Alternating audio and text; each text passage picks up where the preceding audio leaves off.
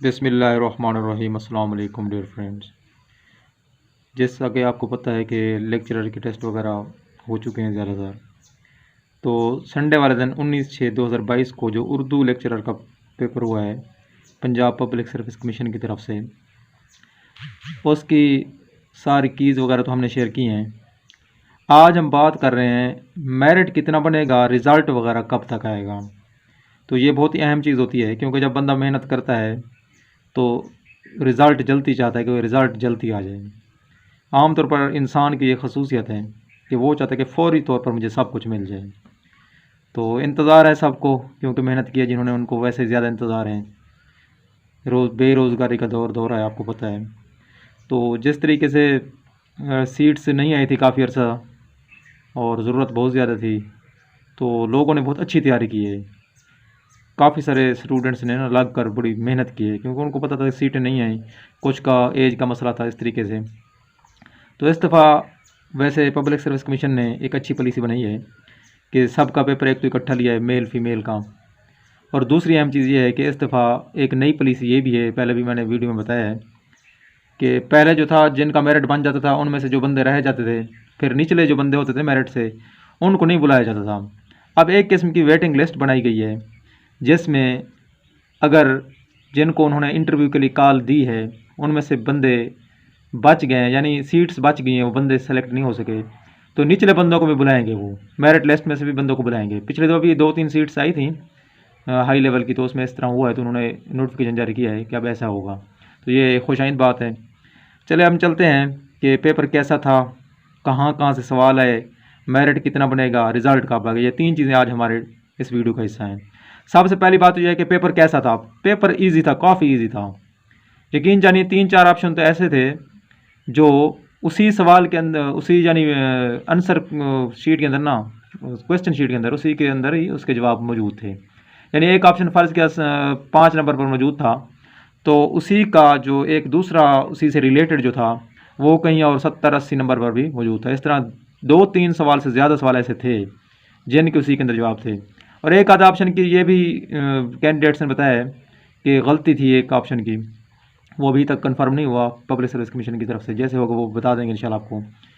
और male female का paper इकट्ठे होने की वजह से पिछले 5 साल जो पेपर हैं उनमें से भी काफ़ी सारे ऑप्शन आए हैं, यकीन जानिए, आप चेक कर सकते हैं।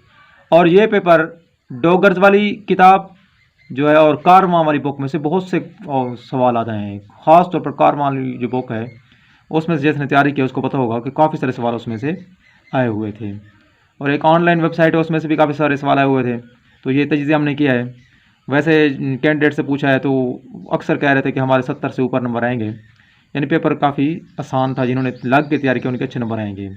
तो इस दफ़ा जो सीट्स थी फीमेल की वो 184 सीट्स थी, बहुत ज़्यादा सीट है, सबसे ज़्यादा सीट हैं।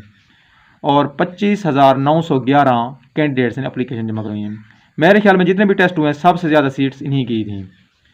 उसके बाद जो मेल है उसकी जो सीट्स हैं वो 54 थी और 8811 जो है अप्लीकेशन जमा हुई हैं।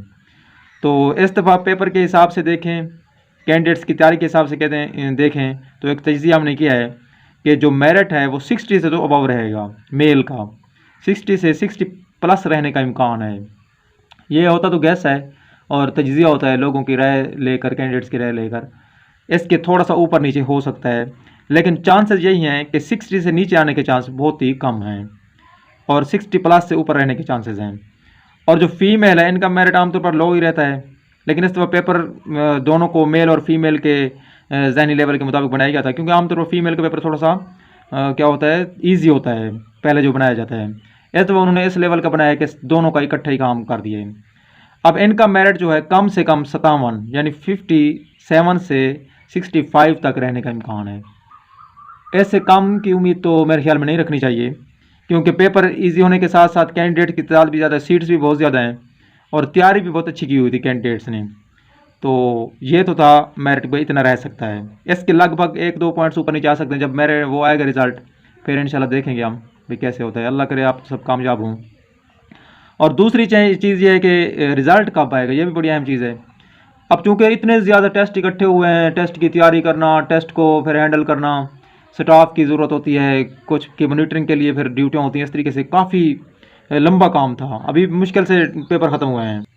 तो इस तरीके से हम कह सकते हैं कि रिज़ल्ट 1 महीने तक तो चांसेस हैं नहीं, ख़ास तौर पर उर्दू के, क्योंकि इसकी कैंडिडेट्स बहुत ज़्यादा होते हैं और मेल फीमेल का इकट्ठा था। कुछ टेस्ट ऐसे भी जिनमें सिर्फ मेल की सीट्स थी, कुछ में फिर फीमेल की सीट्स थी, इनमें सारे इकट्ठे हैं।